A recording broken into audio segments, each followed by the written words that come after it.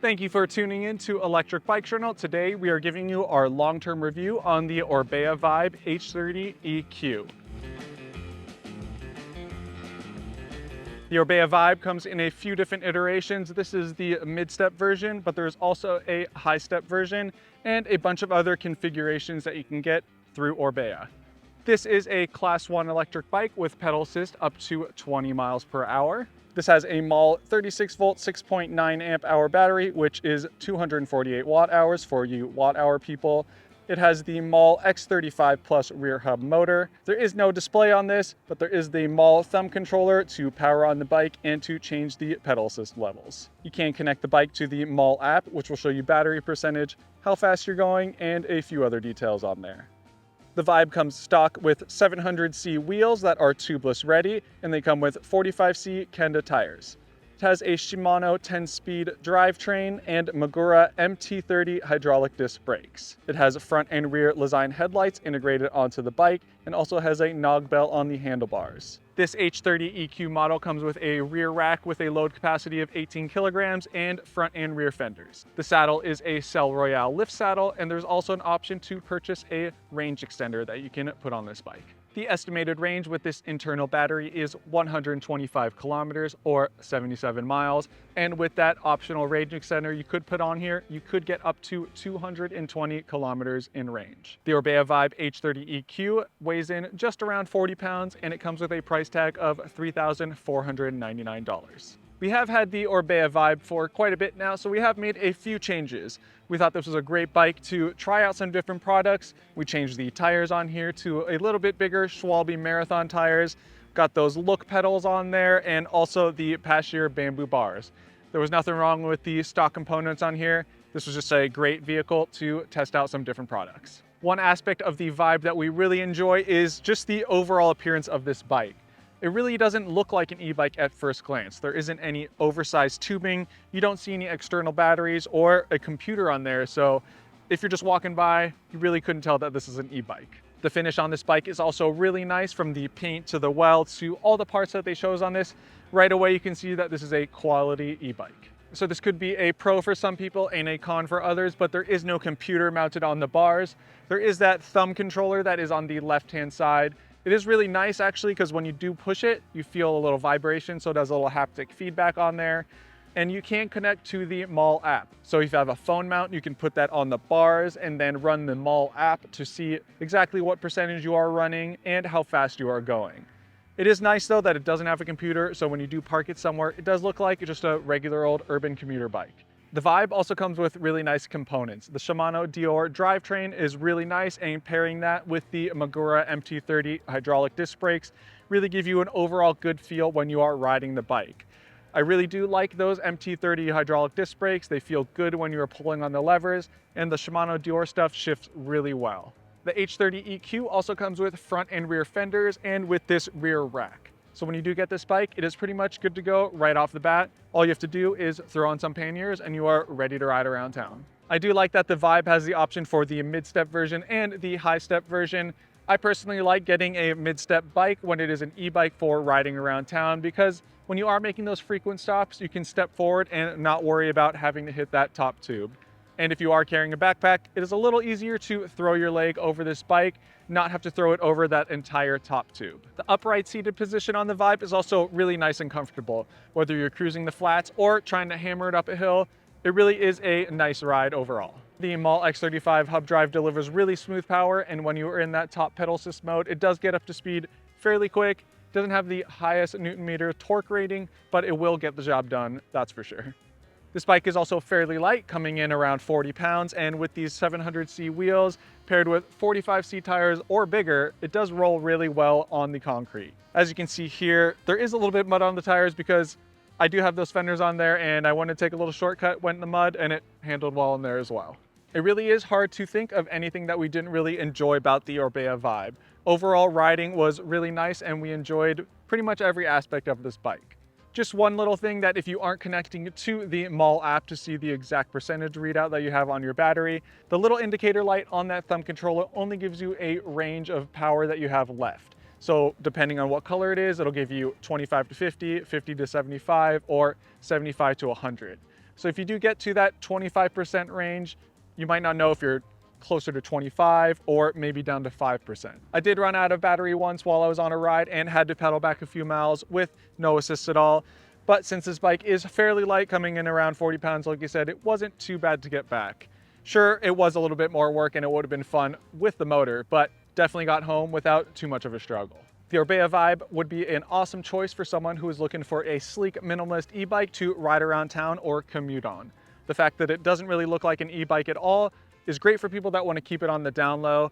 This isn't the fastest e-bike out there, but it's definitely very efficient, and even in those low pedal assist modes, it keeps you moving really well. Overall, we definitely can recommend the Orbea Vibe if you are looking for a smooth, efficient, sleek looking e-bike that doesn't really look like an e-bike at all. It is also very easy to customize on your own like we did by adding a few different parts. You can really make it your own. Let's go on a ride to show you a little bit of on-bike riding experience. Taking the Orbea Vibe out for a little ride right now to show you how it is on bike. Right now, pretty flat spot and the bike is off. So there's no computer, but I have my watch going with Strava just to see what kind of speeds I'm hitting when I can take a look at it. And just in the flats with the motor off, I'm going just about 8 miles an hour. So not too bad for this bike. It's really not that heavy of a bike. So pedaling with the motor off isn't too bad. You could do this on the flats if you're feeling like you want to maximize the range of the battery if you know you're going to have some hills ahead of you. But yeah, pedals pretty well with the motor off. So I'm going to get it just into the first pedal assist mode here, just so I can get across the street a little bit quicker. And there's a little hill, so why not get some help? But yeah, once you click this thing into the first pedal assist mode, it is very quiet. First couple times I rode this, I really wasn't even sure if it was on. There's a little indicator light in the thumb controller here that tells you that it is in the lowest mode. That is not the easiest to see, but you definitely can see it is there. And when you do click up on the thumb controller, you feel a little vibration, a little haptic vibration. So with this in the 1 out of 3 pedal assist mode, it is very nice. You feel it just slightly and keeps you going at a good speed. So got a little downhill before I can get to the next little flat zone. And this bike does roll very well, being these big 700C wheels, and it comes stock with the 45 tires on there, but we upgraded a little bit to the Schwalbe Marathon tires. And I'm just coasting right now, hitting 23 miles an hour, so that is not too bad. Got another little hill right here, but still in pedal assist 1, and you can feel it give you that little assist that you want to maximize the battery on this, and definitely would be a lot harder with it off. We're cruising still at, 10 miles an hour on a little incline. Yeah, we'll click up once, get this thing into the second pedal assist mode, and it definitely gives you a little bit more of a boost. And you feel that, it's helpful. And what's pretty amazing is with this Mall X35 drive unit, the rear hub motor, you can barely hear it. Like I said earlier, you don't even know if it's on really. Here we go, a little incline here before we get to another flat section. But yeah, this is a little steeper than it looks, and in that second pedal assist level, it helps you get moving. All right, we're going into the top pedal assist mode this has. And even in the highest mode, you really don't hear that motor. You do feel the power boost, especially when you're giving a little more action into those pedals. It gets moving. Right now we're hitting 18 miles an hour on this slight little downhill, but you feel that motor pick up. You don't hear it. The small system is really, really quiet, but you do feel it. Yeah, we were cruising just under the max pedal assist of 20 miles an hour on this. Then when you get to a hill, this one's got a little kick to it. Pedal assist 3.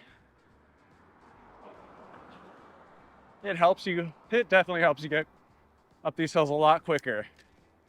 So once again, I'm just in pedal assist 1 on a more flat / rolling terrain area. And this bike, like I said, again, rolls really nicely. So when you are in a situation like this where you can be rolling pretty easily at over 15 miles an hour, you really don't need to be outside of that pedal assist 1. It gives you just enough power to be able to get this bike up these little hills and save your effort. And then if you really want to get moving, you could go into 2, and yeah, this bike just really excels in that somewhat flat and rolling terrain. It's really efficient in that pedal assist 1 and 2. So I've noticed when I'm just cruising on the flats or even slight downhills, I'll even turn the motor off and just let this bike do its thing. It definitely doesn't have a computer, as you can see here, but it does connect to the MAL app, which gives you a lot of data like battery power and speed. You can connect to Strava and your heart rate monitors, or you can even run some maps on there. That's if you want that. I do think it is nice to just ride around like the good old days without a computer or anything like that. But if you are a data person, you can use that MAL app to see all the numbers that you need. I do like to be able to check that app to see where my battery is at. This does have those indicators via light color on the thumb controller, but it's just a range like 25 to 50, 50 to 75, or 75 to 100. So it's not completely accurate down to the correct percentage. But yeah, just right now I've had my bike off for a little bit and we are going downhill at 23 miles an hour. And it handles really well. It's comfortable. This position is really comfortable. We did put these Hashier bars on here just to test them out on this bike that we've been reviewing for a while. These stock bars were totally fine though, but it's fun to be able to customize your bike a little bit. All right, so we're getting to a pretty steep downhill here. I'm gonna let the bike just go. It's got some good hydraulic disc brakes, some Orbea disc brakes, and we are moving down that hill. I'm a lot faster than I expected, so I had to grab onto the brakes to reach the stop sign, but these brakes have a really good hand feel to them. I like the levers. They're pretty great for my reach on my fingers. I don't have the biggest hand, size medium glove, but just like how you want to brake with only using 2 fingers, one finger on each side really, they have a really good squeeze to them. And these levers are nice, they look good, and they're pretty compact. Yeah, this bike handles well at speed too. So we were going probably close to 30 over there and had no hesitation in how the bike would handle. And now I'm just coasting downhill. And it's nice. The bike, nothing rattles on this thing. It handles well. And we got to a little kicker, so let's get into pedal assist 2 just to get us over the hump real quick, and we can continue our way downhill. So we're coming up to one of the steeper hills, in the neighborhood, or I've been really liking to test these bikes. It's average is 15% grade, so it's pretty serious. Doesn't look like much, but short pitch. And right now, the bike is off. Get to a stop, and that, oh, getting attacked. Hi. Oh, it's all good. Well, that's some motivation to get up the hill, but bike off. Just wasn't hitting really close to 5 miles an hour on the steep one. So just got to click it into pedal assist 1, and you feel that little bit of help. And now we're hitting close to 6. So we'll get into 2 to get us moving up here. And I feel that motor definitely pushing me up. I'm in the easiest gear. Still a lot of work though. All right, we'll get that into 3. And 3 is where you feel that relief and the motor helping out.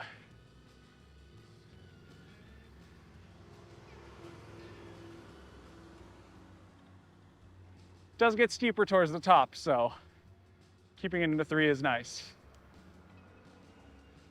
Thanks for watching this review on the Orbea Vibe H30 EQ. If you have any questions or comments, leave them down below. And if you haven't already, please subscribe to our channel. Helps us grow and continue to do videos just like this.